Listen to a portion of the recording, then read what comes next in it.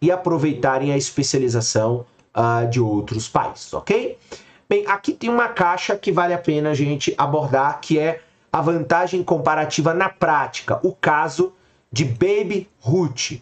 Vamos ver o que a gente pode tirar de proveito desse exemplo prático. Todo mundo sabe que Babe Ruth foi o maior campeão da história do beisebol. Somente os verdadeiros fãs do esporte sabem, no entanto, que Ruth também foi um dos maiores lançadores de todos os tempos. Como Ruth parou de lançar após 1918 e jogou no campo exterior durante todo o tempo em que conquistou suas famosas rebatidas recordistas, a maioria das pessoas não sabe que ele podia ser lançador. O que explica a reputação desigual de Ruth como batedor? A resposta é fornecida pelo princípio da vantagem comparativa. Como um jogador do Boston Red Sox no início da carreira, Ruth tinha certamente uma vantagem absoluta nos lançamentos. De acordo com o historiador Jeffrey C. Hard e o cineasta Ken Burns, nos melhores anos do Red Sox, ele foi seu maior jogador, o melhor lançador canhoto na Liga Americana, ganhando 89 jogos em 6 temporadas. Em 1916, ele tem sua primeira oportunidade de lançar na World Series e aproveitou ao máximo. Depois de desistir de uma corrida na primeira, ele decidiu fazer a jogada ele mesmo. Depois deixou o Brooklyn Dodgers sem marcar por 11 entradas, até seus companheiros conseguirem marcar o ponto decisivo.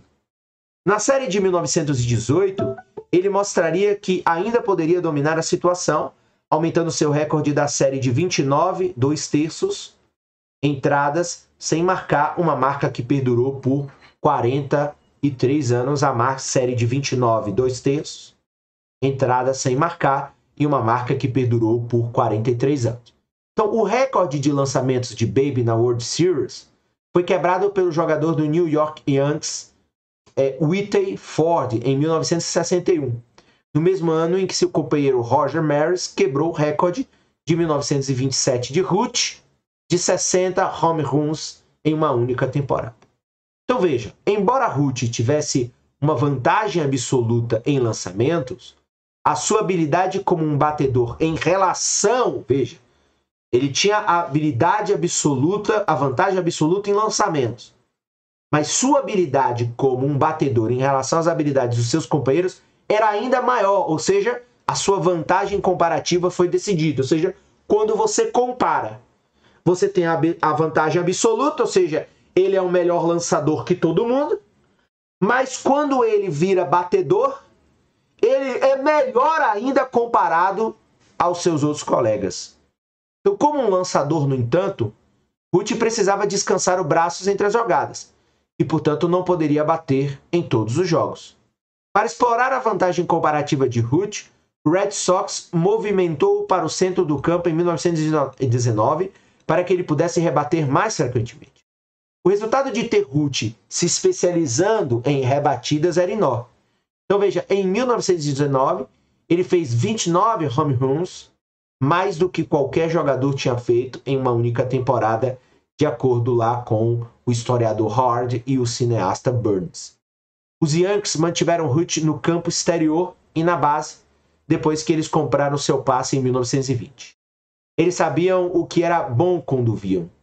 Naquele ano, Ruth fez 54 home runs, estabeleceu um recorde, bases divididas por tacada, que permanece imbatível até hoje e transformou os Yankees na franquia mais renomada do beisebol. Então aqui, no ponto 2, aqui estão as fontes.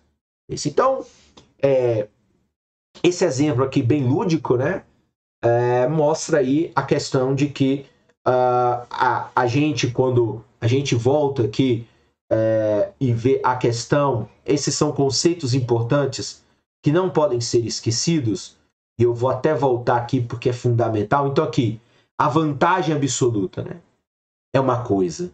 Então, quando um país pode produzir uma unidade de um bem com menos trabalho do que o outro, ou seja, quando ele produz, ou seja, o cara era um rebatedor melhor que os outros, mas quando compara o lançamento ou outra coisa, e aí você faz essa comparação entre duas atividades e com outros, você passa a ter vantagens comparativas que são fundamentais. Ou seja, as vantagens comparativas, elas são, digamos assim, elas têm um grau de superioridade às vantagens absolutas.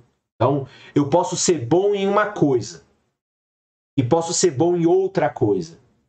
Mas essa outra coisa que eu sou bom, eu sou melhor do que a outra coisa e melhor do que todos os outros são que podem competir comigo. Então, isso faz com que a minha vantagem comparativa, tanto em relação, digamos, interna, à mesma habilidade ou a um outro produto do mesmo país, como quando você compara em níveis internacionais, ok?